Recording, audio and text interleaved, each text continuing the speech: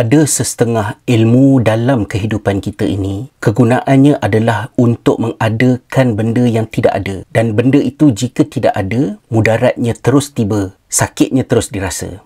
Contohnya, ilmu untuk menyelamatkan nyawa, ilmu untuk menghilangkan penyakit dalam bidang perubatan. Tapi ada sesetengah ilmu, sifatnya adalah untuk mengelokkan satu-satu benda yang kita buat, menjadikannya lebih baik, menjadikannya lebih berkesan. Ilmu-ilmu dalam kategori yang kedua ni boleh dianggap ilmu yang tidak bermanfaat. Bila mana kita ada sikap cincai, asalkan ada, tidak ada kemahuan untuk mengelokkan satu-satu pekerjaan dilakukan dan tak jumpa apa motivasinya untuk satu benda yang dah ada tu nak dibuat agar jadi lebih baik. Antaranya adalah ilmu-ilmu yang membincangkan tentang pendidikan. Mereka yang mengkaji disiplin ilmu sains pembelajaran, maklumat-maklumat yang diperolehi banyak sifatnya adalah untuk memperbaiki benda yang dah berlangsung. Sebab sekolah dah ada, pendidikan dah pun berjalan. Anak-anak memang dah pergi sekolah, cikgu-cikgu dah beratus ribu, berjuta mengajar. Tapi ilmu-ilmu ini adalah untuk tolong kita supaya kita boleh buat pekerjaan kita dengan lebih baik, supaya kita boleh mengajar dengan lebih baik dan supaya anak-anak boleh belajar dengan lebih baik.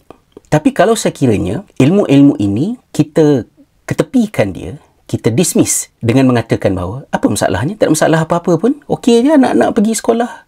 Tak ada mati pun pergi sekolah. Ini elok je habis belajar, dapat kerja, masuk universiti, anakku tak ada masalah apa-apa pun. Bila kita banyak fikir jenis yang macam ini, berkemungkinan kita ini tergolong dalam umat Islam yang kehilangan satu ciri penting yang ada pada umat ini zaman berzaman yang menyebabkan orang Islam dulu maju tak macam kita pada hari ini, iaitulah sifat itqan. Dan itqan ini kalau dalam bahasa Melayunya agaknya lah sama perkataan dengan tekun. Buat satu benda tu cermat, buat elok-elok. Kenapa satu-satu kerja tu nak buat elok-elok? Asalkan ada sudahlah. Saya pun tak tahu nak jelaskan kenapa satu pekerjaan tu kita kena buat dengan lebih baik, kerana akan ada pelbagai alasan untuk menidakkannya. Ada benda banyak lagi benda lain yang lebih penting, kata sesetengah kita. Tapi bagi saya ada satu motivasi yang sangat-sangat kukuh dan boleh difikirkan oleh setiap kita sebagai sebab kenapa bila kita buat satu perkara, kita nak cuba buat benda tu elok-elok. Iaitulah dengan melihat kepada kata Nabi SAW, Innallaha ta'ala yuhibbu idza amila ahadukum amalan an yutqinahu. Sesungguhnya Allah suka, sayang, kasih kepada seseorang yang apabila dia buat satu-satu pekerjaan itu, dia melakukannya dengan itqan, dengan tekun.